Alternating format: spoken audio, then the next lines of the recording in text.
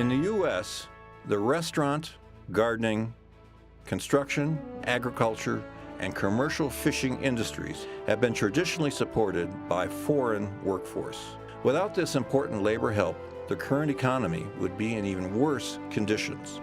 Today, we don't have an effective way to provide legal entry to these workers, but there is an answer: the red card solution. Hello everyone, and welcome to the program. My name is Lizzie Norris.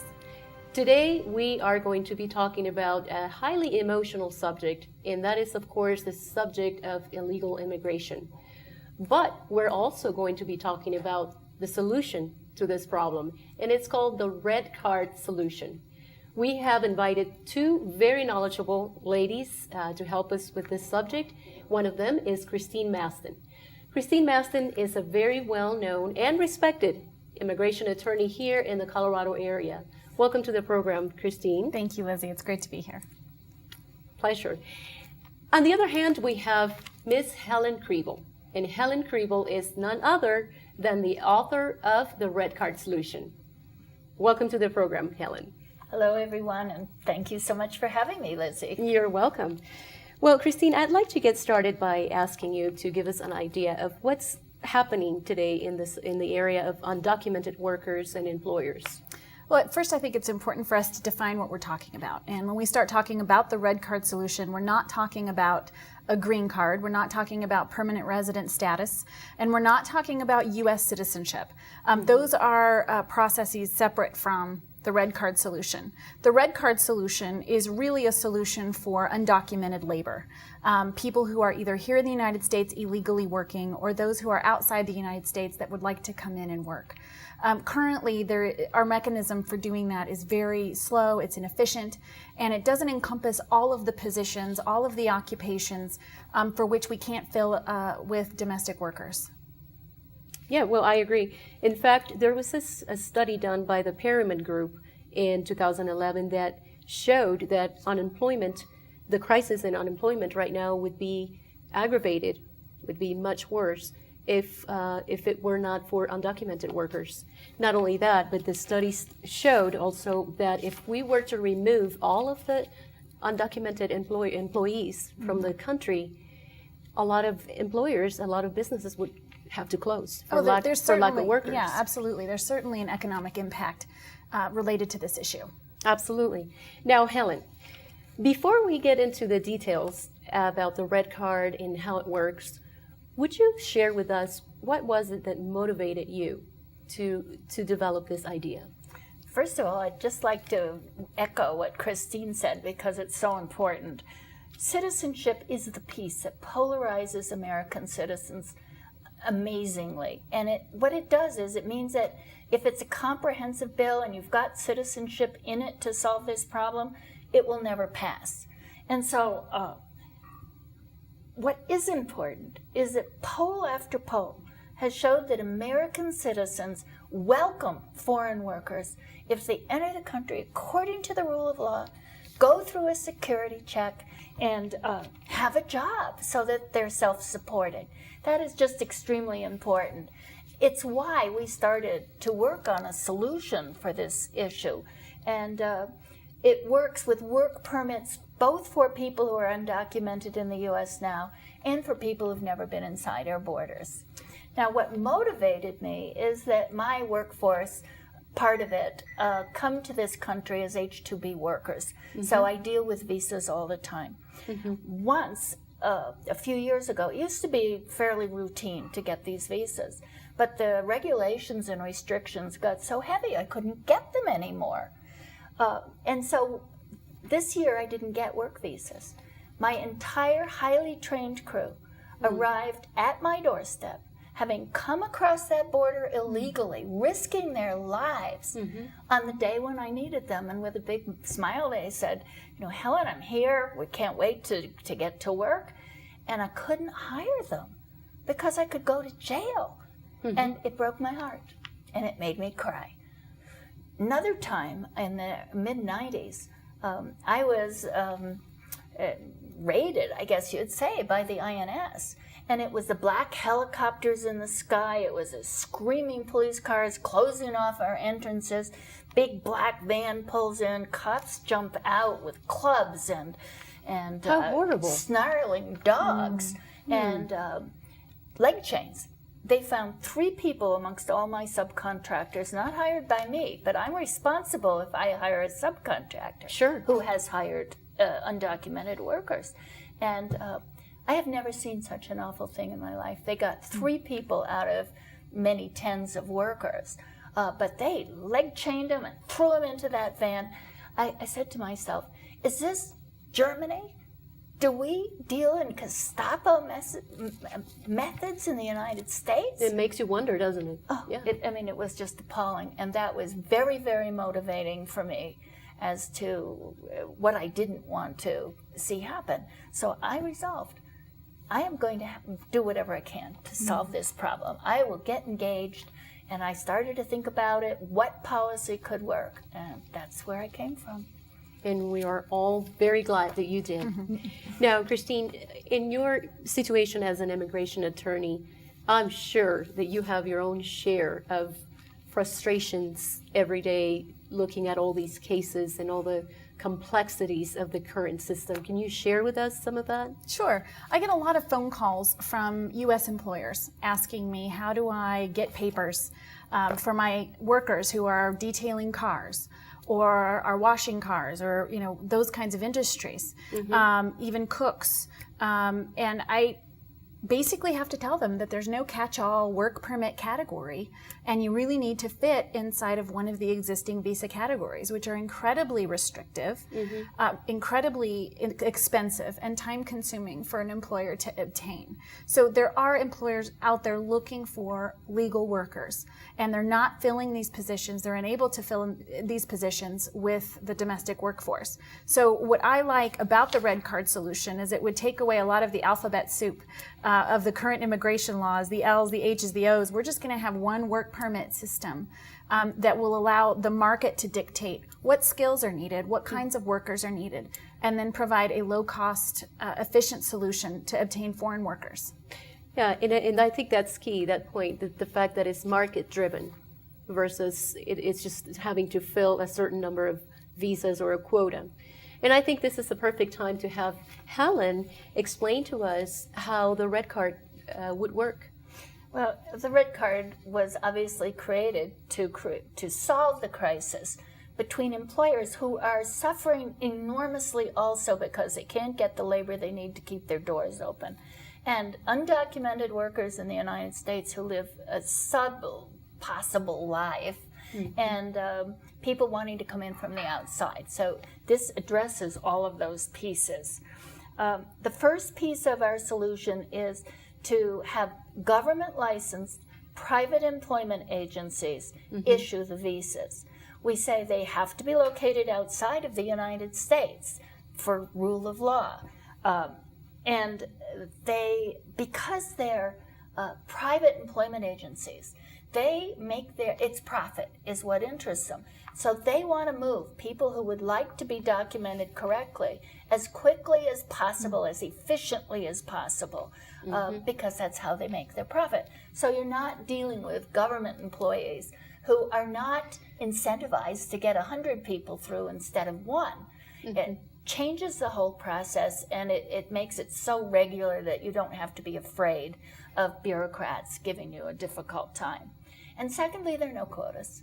And quotas are a frightening thing, because if it says 66,000 visas can be issued and you're the 66,001, you can't get that visa. And that's a very frightening factor. So no quotas.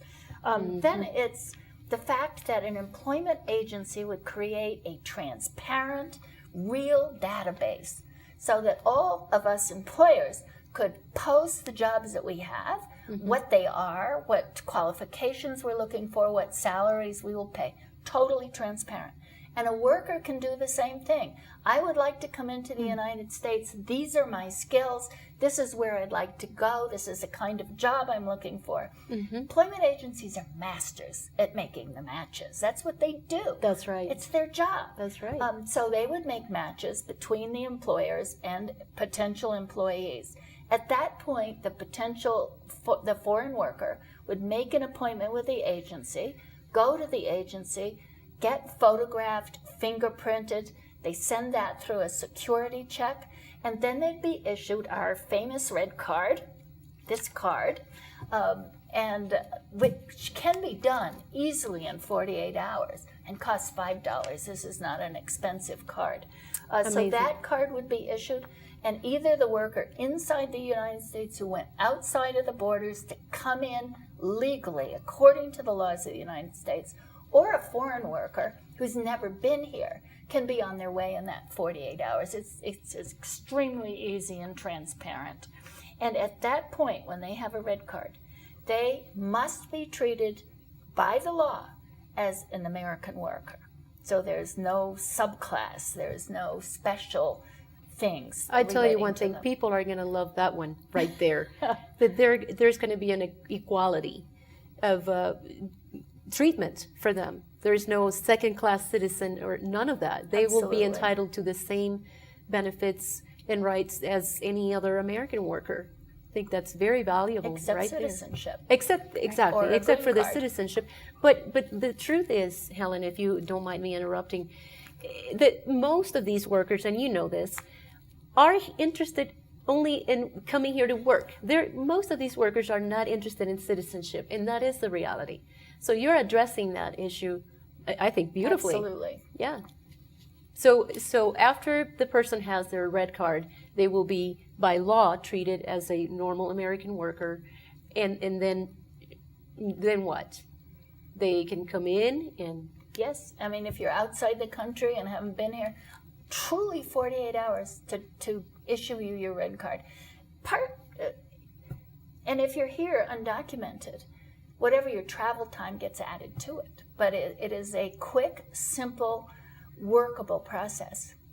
Amazing, really amazing. Now, I wonder, with the current unemployment rate, which is very high, it's just outrageous right now. Do you think that it's still hard to find American workers that want to do these jobs? Yes, definitely. Last year, I hired 30 American workers to fill jobs. They answered my ads, which you're required to post in the papers before you can apply for visas for your workers, your usual group. Mm-hmm. In 30 days, I didn't have a single American worker left. They were either unemployable because they had some kind of issue, or they just had reasons to go. And finally, I analyzed it and I said, I really think it's because American workers want to eat 12 months of the year, and my jobs are 7.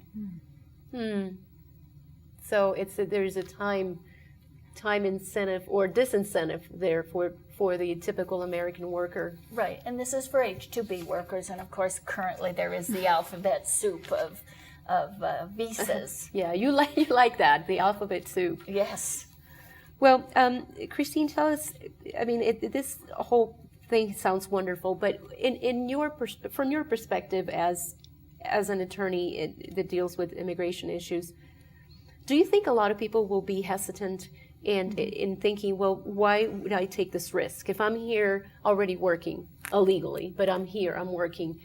Why would I take this risk? Do you think people would take the risk? Would be willing?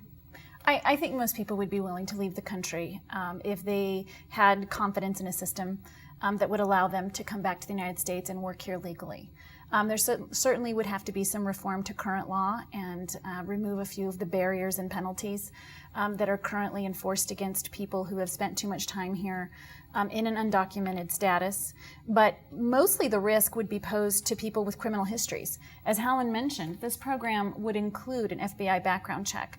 And folks that are denied red cards would be denied admission to the United States, and those are going to be criminals. Mm-hmm. So in essence, I mean, it certainly is a lot cheaper and a lot more effective to deny visas to people who are ineligible because they're criminals than it is to locate them here in the United States and begin removal proceedings against them. So that would be the group that primarily wouldn't qualify for a red card.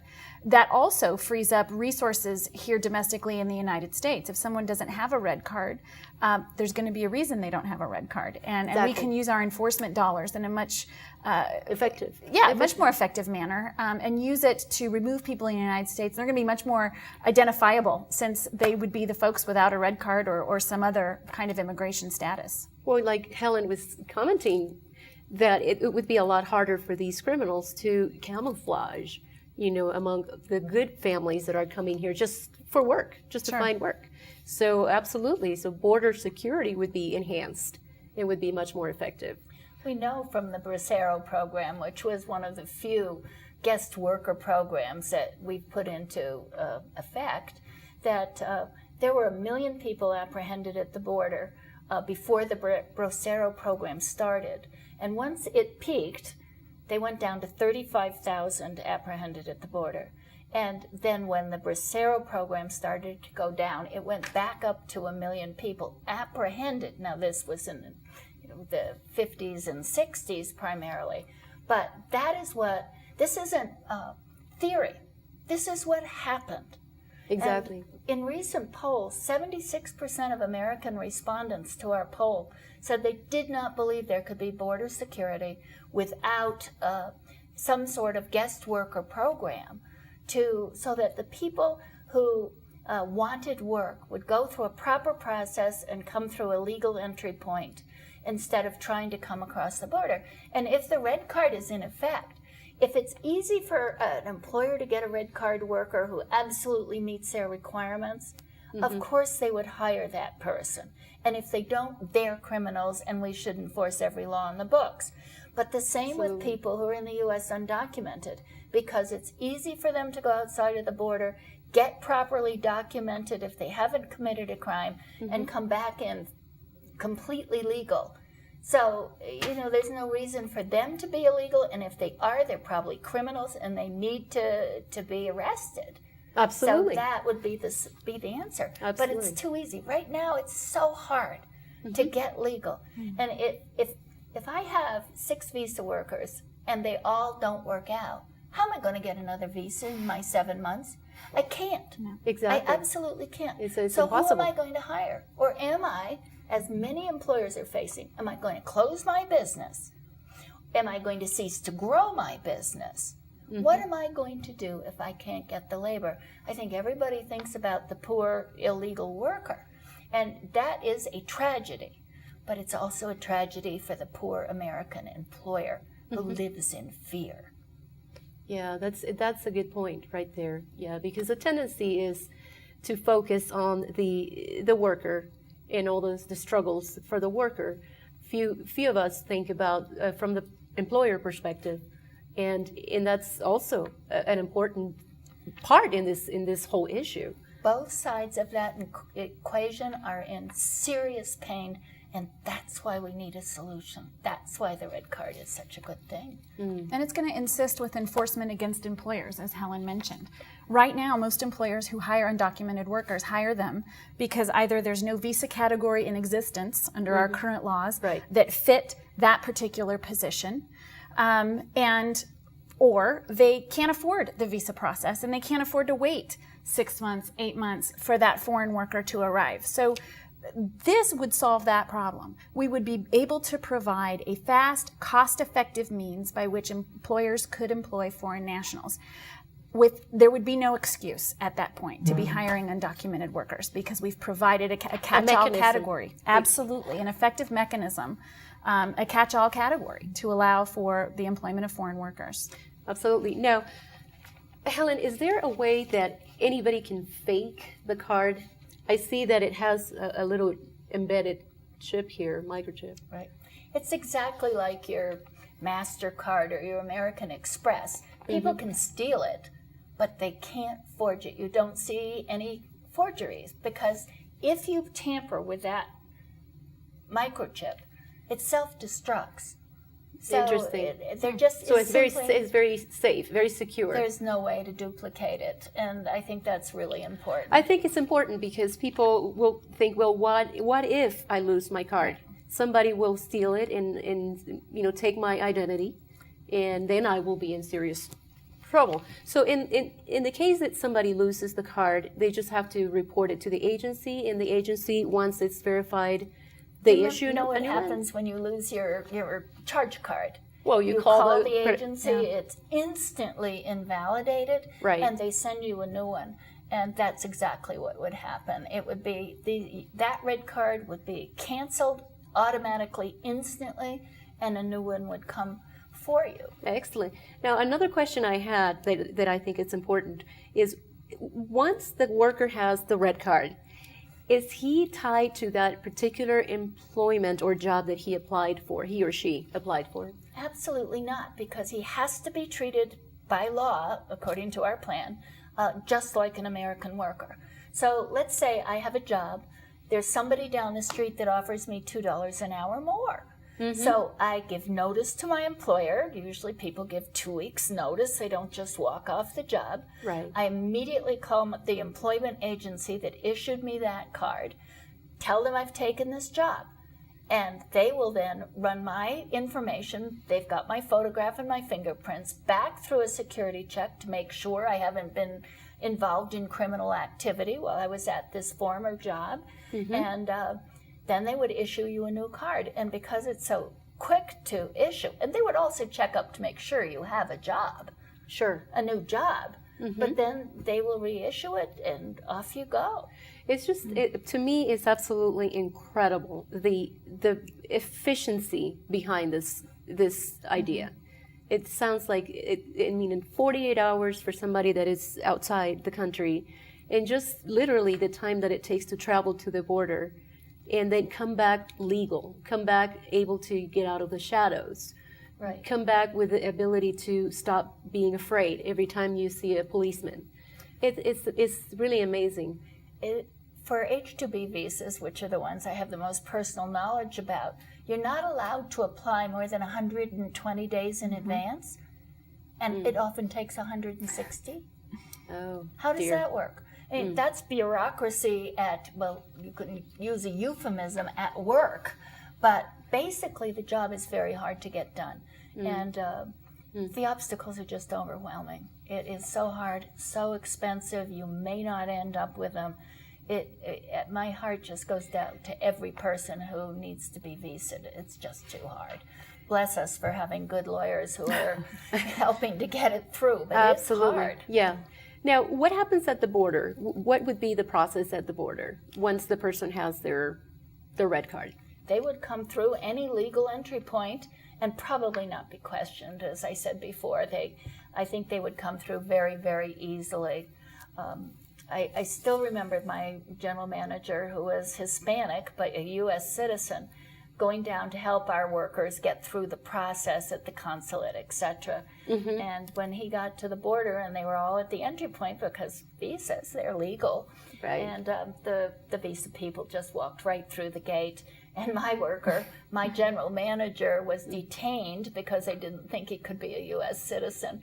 And it just goes to show how advantageous having a proper work permit will be. For sure. Now, Christine, what would you tell the person out there that's thinking, well, that sounds great, but that doesn't seem fair for those that are waiting in line? Mm-hmm. Mm-hmm. Well, again, it's important to differentiate between a non-immigrant work permit, which is what we're talking about, and residency. There certainly are very, very long lines for permanent resident status, which is the green card. So those lines would not be affected by the work permit process through the red card solution. So those are two different programs completely. The red card solution would be a fast way to obtain temporary labor, and can be renewed as long as there is a labor need. And again, the market forces will drive that. But the residency process would remain as it is. There would be no path to residency and no path to citizenship through the red card solution. One of the problems is that the United States Constitution enumerates very few powers for a federal government, which is why it should be small. But one of the enumerated powers is a uniform law of naturalization. Yes. So it is very tied into the government. Now, we can always come up with solutions, and ideas. I'm But sure you're working on it. you bet. But that is the federal government's job, and that means it's very slow. And of course, because it's polarizing, it's very hard to change. Yeah, we all know about it. And I'm just curious, why did you choose red? Is there any reason behind the red as opposed to blue or yellow? We're open to any color, but the green card is in everybody's mind, so we wanted something that was a contrast to that because it's a contrasting program. It isn't about residency, permanent residency at all. But red was also a color in the Mexican flag, and we thought that would be a nice color, but somebody wants turquoise. I'm right there. Absolutely. It actually looks very good on you. I wanted to point out a study that I read about a survey that was made last year where 5,000 employees were surveyed about whether they would be interested in a program like this if they would go out of the country. If they knew that they could come back legally, and 71% of them said, yes, I would. So I believe I already mentioned that before, but I think it's important because to mention it again, because it's a study that shows people are willing to do this. I think Christine talked about the risk factor. I think when people start to do it, there'll be a few pioneers who will go to the employment agency outside of the border. And when it works, and they can come back in quickly, and the promises made were promises kept, it would spread through the Hispanic, the undocumented community at such speed. And of course, it's not just Hispanics, but I think word of mouth would make people just flock to the employment agencies, and then you'd have a bit of a backlog. And America's ready for a solution. Oh, boy. In 2008, President Obama promised us comprehensive immigration reform, and the Democrats controlled the White House and Congress completely for 2 years and failed to address the problem. We have to be concrete about what we want to do, and it has to come from people. And what I love most about the red card solution is it's not coming from a politician in Washington, it's coming from a private employer who has experienced the nightmare of our current immigration process.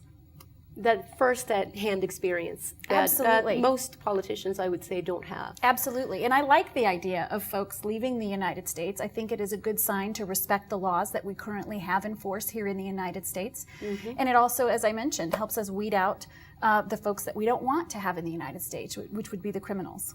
And the border security is absolutely a huge piece in the immigration reform discussion.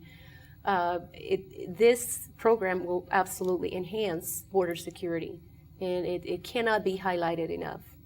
So I'm just going to have to say that I'm very excited. I'm very thankful for Helen in her Red Card initiative. And Christine, we're running out of time, so it's time to wrap up. But thank you so much for being here. Thank you, Lindsay.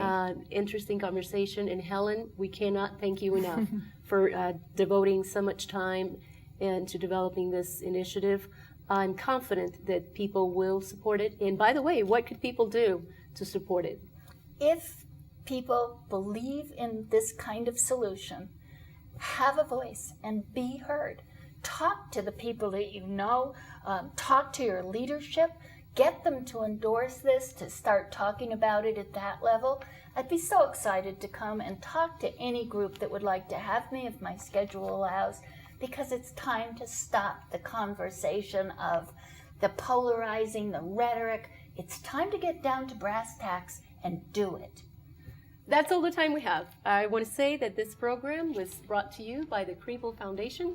And remember, if you need more information, go to theredcardsolution.com.